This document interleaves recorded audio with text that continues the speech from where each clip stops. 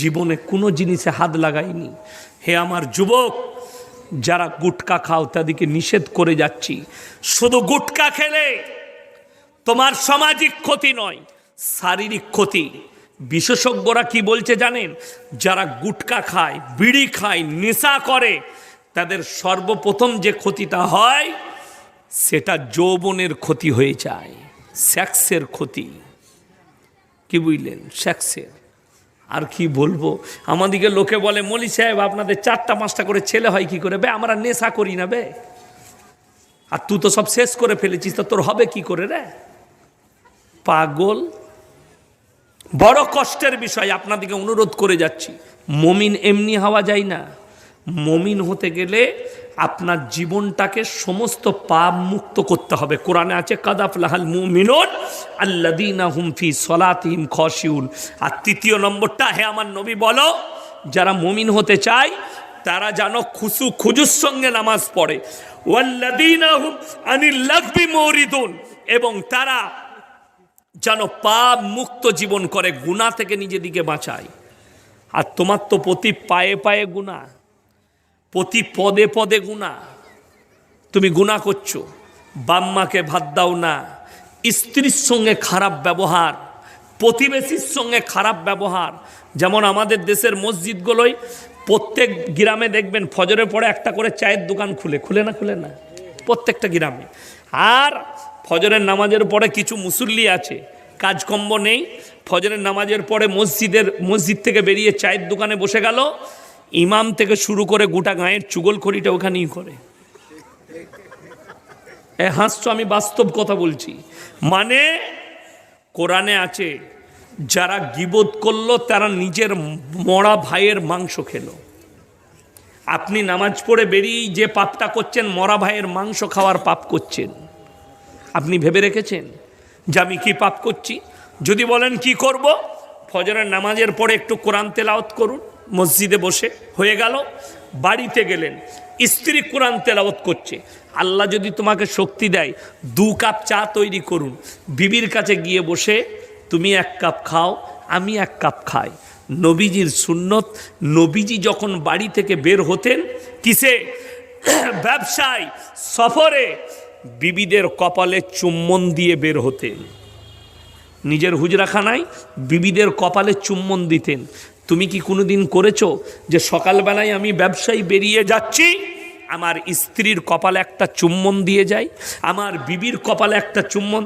তুমি আজকে মাংস আছে, মাংসটা ভালো করে রান্না করবে, এসে একসাথে ভাত খাবো, আমি একটু যাচ্ছি মালগুলো বেচে আসি বাজারে, কপালে চুম্বন দিয়ে দোয়া করবে যেন ভালো বিক্রি বাটা হলে তোমাকে 200 টাকা দেবো। কি বুঝলেন? আমাদের তো আলাদা নিয়ম। ঘর থেকে বেরিয়ে যাচ্ছে, লাস্ট দরজায় গিয়ে বলছে, এ ভালো করে মাংসটা রেঁধে রাখিস কেন, আসছি বলে বেরিয়ে গেল।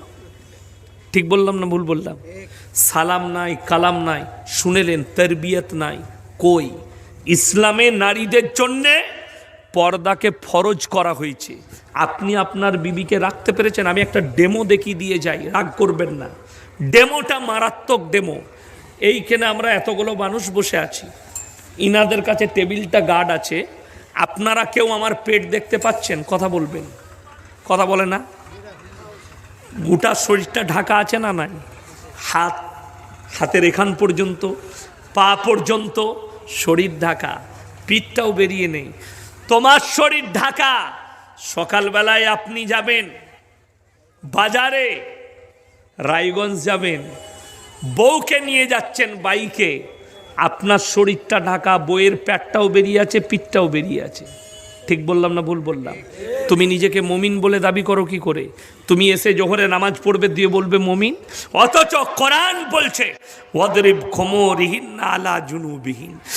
হে নারী, তুমি পর্দা নির্ধারিত করো এবং নিজের শরীরকে ঢেকে লাও, তোমরা কোনোদিন ধর্ষিতা হবে না, লাঞ্ছিত হবে না। বলে দিই, এই পাশাপাশি আমরা বসে আছি, ধরে নেন ইনি আর আমি খুব ক্লোজ বন্ধু। ক্লোজ বন্ধু হয় না অন্তরের বন্ধু? বন্ধু, অন্তরের বন্ধু হলে ইয়ার কি হয় না মজাক হয়। ইনি আমাকে মজাক করে বলছেন, খুব ভালো করে শুনবেন, এখানে অনেক বড় জ্ঞান রাখা আছে, উপদেশ আছে। ইনি আমাকে মজাক করে বলছেন, মৌলী সাহেব, ইয়াসিন ভাই, তোমার বইয়ের ব্লাউজের সাইজ কত? তো এর আর আমার সম্পর্ক থাকবে না, শেষ হয়ে যাবে। কথা বলে না, কথা বলে না, শেষ হয়ে যাবে। কেন? আমাকে খারাপ কথা বলেছে। ইনি খালি আমাকে বললেন, ইয়াসিন ভাই, তুমি আমার বন্ধু, তোমার বইয়ের ব্লাউজের সাইজ কত? এতে আমার মনে কষ্ট হলো। হে আমার মুসলমান ভাই, তুমি বাড়িতে বসে আছো, তোমার বউ বাজারে গিয়ে পর পুরুষের সামনে বলছে, দাদা একটা 34 সাইজের ব্লাউজ দেন তো। তোর বউ গিয়ে তো লোককে নিজের সাইজ বলছে, তোকে লজ্জা লাগে না? তোর বউকে বাজারে ঠেলে দিয়েছিস। আমি এটা বুঝাতে চাইছি, এই জায়গায় আনতে চাইলাম।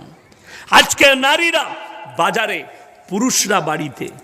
আমি গত রমজান যেটা পেরিয়ে গেল, মুর্শিদাবাদের বেলডাঙ্গায় বহরমপুরের কাছে ভাকুড়িতে জালসা ছিল। তো আমার জালসা আছে রমজান মাস, তো ওখানে মাদ্রাসা আছে জালিলিয়া দারুল হুদা মাদ্রাসা। তো আমার একজন বন্ধু মানুষ আছেন, সাথী, এবং খুব অন্তরের মানুষ, অন্তরঙ্গ মানুষ। তিনি হচ্ছেন মুফতি জার্জিস হোসেন কাসমি। আমার সঙ্গে ভালো মহব্বত আছে, ভালো বক্তা, কোরআন হাদিসের কথা বলেন। তো আমি বললাম আপনার মাঝে ইফতারি করব। বললে ইয়াসিন ভাই আসুন। গেলাম, ইফতারি হলো। তো আমি চিন্তা করলাম সময় তো পাই না, মাদ্রাসার আদায়ও চলছে, আদায় করছি প্লাস জলসা। তো এক কাজ করি, এখানে বাজারটা করে নিই বাড়ির জন্যে। মায়ের জন্যে শাড়ি কিনবো, বিবির জন্যে জামা কাপড় কিনবো, সন্তানদের। তো বলে এখানে সব থেকে বড় দোকান আছে ঝুনকা ক্লথ হাউস, বিরাট দোকান। আমি গেলাম মাগরিবের নামাজ করে, ঢুকেই দেখছি সব খালা, আমি একা খালি খালু। আমরা আল্লাহ হলো কি, আমি লজ্জায় পড়ে গেছি। আমাকে বললে দোকানদার, মৌলী সাহেব আপনি একটু সাইডে এদিকে ঢুকে যান, আপনি লুকিয়ে দেখলেন। আমি ভালো করে জামাও কিনলাম না, মেয়ের জন্য একটা জামা কিনে বেরিয়ে ফেলিয়ে এলাম। লজ্জা লাগলো। খালুগুলো সব ঘরে, খালারা সব দোকানে বাজারে। আমি এটা বুঝাতে চাইছি, তোমার স্ত্রী, তোমার বন্ধু তোমাকে ব্লাউজের সাইজ জিজ্ঞেস করেছে, তোমার মিজাজ হারিয়ে ফেললে, বন্ধুকে চর মারলে, তোমার বউ গিয়ে দোকানিকে বলছে আমার 34 সাইজের ব্লাউজ বার করো, তোমার লজ্জাও লাগে না, শরমও লাগে না? তখন তোমার রাগ হই না? হে আমার যুবক, হে আমার মুসলমান ভাই, বিবি হচ্ছে ঘরে থাকার জিনিস। আল্লাহ নবী জনাবে মুহাম্মদুর রাসূল আল্লাহ, সকলে বলুন সাল্লাল্লাহু আলাইহি সাল্লাম, যেদিন থেকে পর্দা ফরজ হয়েছে, নবীর বিবিরা হুজরাখানা থেকে আর জীবনে কোনোদিন পা বার করেননি। জোরে বলুন সুবহানাল্লাহ। আপনি ভেবে দেখুন আপনার বিবিকে কতটা পর্দায় রেখেছেন। আমি কেন বলছি, আপনি আমার এলাকায় এসে খুঁজলেন ইয়াসিন সাহেবের স্ত্রী কিভাবে থাকে, কবার 16 বছর, 17 বছর, 18 বছর বিয়ে হয়েছে, কবার বাপের বাড়ি গেছে, হাতে গুনতে হবে। এবং বাজারে কোনো দোকানে বোরকা পরে পর্দার সহিত রুমাল কিনেছে নাকি একটা প্রমাণ করেই দিবেন। আমি জুতোর মালা পরবো ইনশাল্লাহ। আমার মাদ্রাসায় আসুন, বুঝতে